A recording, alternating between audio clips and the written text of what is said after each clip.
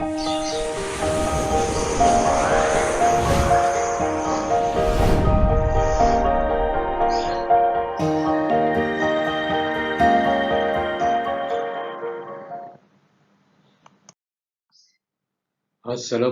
warahmatullahi wabarakatuh. Pada kesempatan kali ini kita akan membahas tentang kalor dan perpindahan kalor. Kalor adalah energi yang berpindah atau mengalir dari benda bersuhu lebih tinggi ke benda yang bersuhu lebih rendah untuk mencapai kesetimbangan termal, di mana satuan kalor adalah Joule.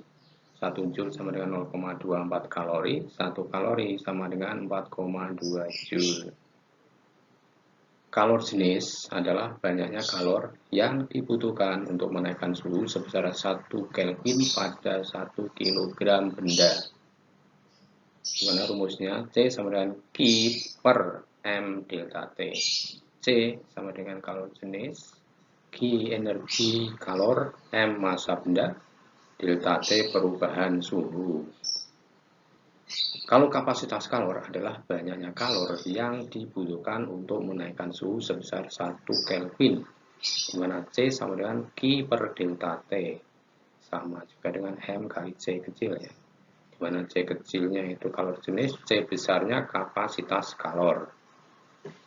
Energi kalor dirumuskan Q sama dengan MC delta T, atau Q sama dengan C kali delta T. C-nya adalah kapasitas kalor. Asas Black menjelaskan kekalahan energi kalor. Banyaknya kalor yang dilepas sama dengan banyaknya kalor yang diterima. Dapat dirumuskan sigma Q lepas sama dengan sigma Q yang diterima. Sedangkan suhu akhir campuran adalah suhu yang dihasilkan oleh benda yang berbeda suhu yang telah mencapai kesetimbangan termal. Asas Black dapat dirumuskan M1 C1 T1 dikurangi TC sama dengan M2 C2 dalam kurung TC kurangi T2, di mana TC itu adalah suhu campuran, C kecilnya adalah kalor jenis, M-nya adalah massa benda. Sedangkan alat yang digunakan untuk mengukur kalor disebut dengan kalorimeter yang bekerja berdasarkan asas Black. Pada kalorimeter ini sistem terisolasi sehingga tidak ada energi kalori yang terbuang ke lingkungannya.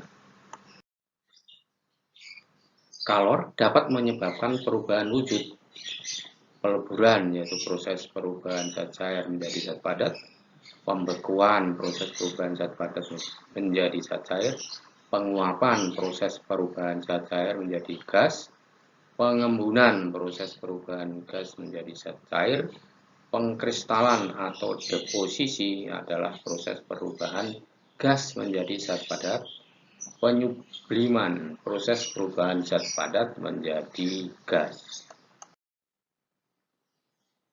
Sedangkan kalor laten adalah kalor yang diperlukan untuk mengubah wujud zat tanpa kenaikan suhu tiap satuan massa. Kalor laten terdiri dari kalor lebur atau beku dan kalor uap atau embun. Sedangkan energi kalornya adalah sama dengan Q sama dengan M kali L. Q-nya adalah energi kalor, satuannya Joule, M massa benda, satuannya kilogram, L kalor laten, satuannya Joule per kilogram.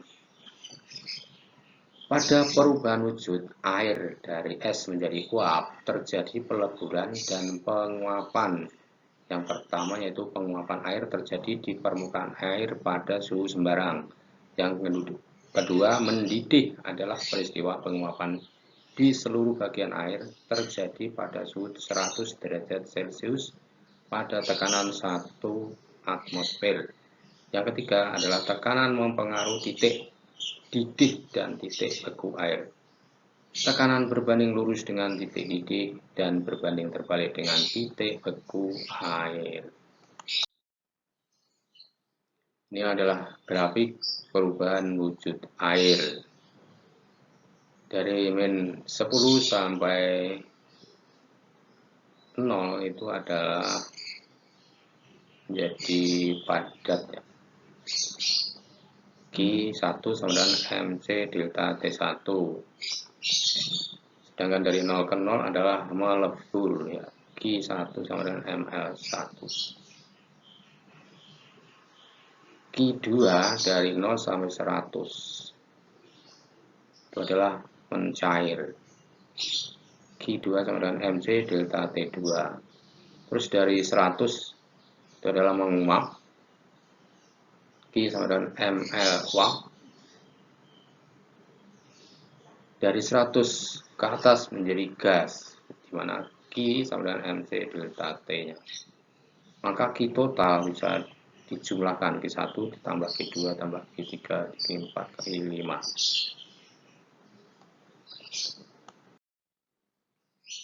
Sekarang perpindahan kalor.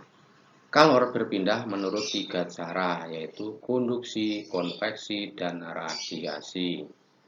Konduksi adalah perpindahan kalor dengan zat perantara tanpa disertai perpindahan partikel zat, di mana Q sama dengan Ka T delta T per L, atau H sama dengan Q per T kecil sama dengan Ka delta T per L besar, di mana Q adalah energi kalor, H laju perpindahan kalor, T kecil waktu perpindahan kalor, K koefisien konduktivitas termal, A luas penampang, L besar adalah panjang batang, delta T adalah selisih suhu Kelvin.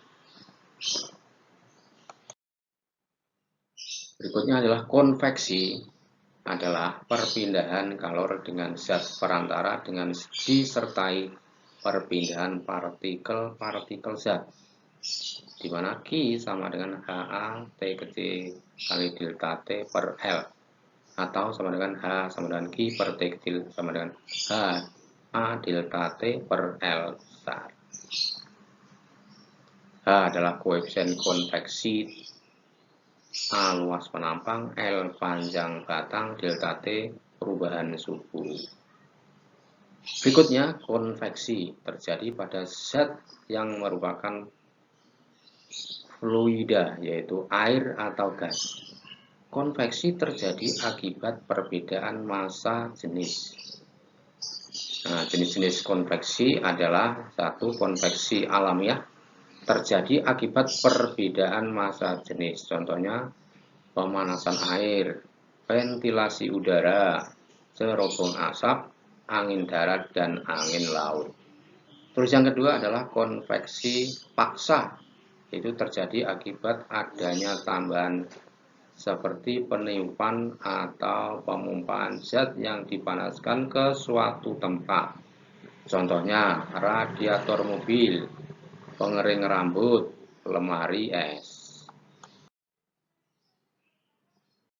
Sekarang adalah radiasi, yaitu perpindahan kalor tanpa zat perantara yang hanya melalui pancaran gelombang elektromagnetik. Dirumuskan Q sama dengan E tau A T kecil kali T besar pangkat 4, atau H sama dengan Q per T sama dengan E tau A T pangkat 4, atau I sama dengan Q per A kali T kecil, atau sama dengan E tau T pangkat 4. Q-nya adalah energi kalor, hanya laju perpindahan kalor, T kecil waktu perpindahan kalor, I adalah intensitas radiasi, E-nya adalah koefisien emisivitas atau tetapan Stefan Boltzmann, yaitu 5,67 kali 10 pangkat min 8. A-nya adalah luas permukaan, T besarnya adalah suhu Kelvin.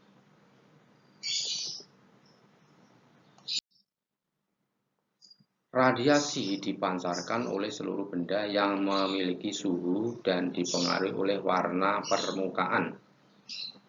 Warna permukaan mempengaruhi nilai emisivitas benda, yaitu simbolnya adalah E kecil.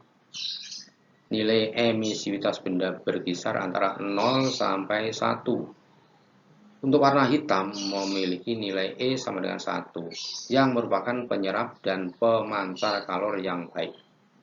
Sedangkan warna putih memiliki E sama dengan 0, yang merupakan penyerap dan pemancar kalor yang buruk. Contoh peristiwa radiasi. Pertama, sinar matahari dapat memancar ke bumi karena radiasi. Yang kedua, api unggun memancarkan panas secara radiasi. Yang ketiga adalah panel surya dan rumah kaca menyerap panas dari radiasi. Latihan soal yang pertama, sebuah aluminium bermassa 200 gram dengan suhu 20 derajat Celcius dimasukkan ke dalam bejana air yang bermassa 100 gram dan suhunya 80 derajat Celcius. Jika kalor jenis aluminium 0,22 kalori per gram derajat Celcius dan kalor jenis air 1 kalori per gram derajat Celcius, maka suhu akhir air dan aluminium adalah titik-titik derajat Celcius. A 20, B 42, C 62, D 80, E 100. Nomor 2, jika kita berada di tepi api unggun, maka kalor akan merambat dari api unggun ke tubuh kita melalui proses titik-titik. A. Radiasi, B. Konveksi, C. Konduksi dan konveksi, D. Radiasi dan konduksi, E. Radiasi dan konveksi.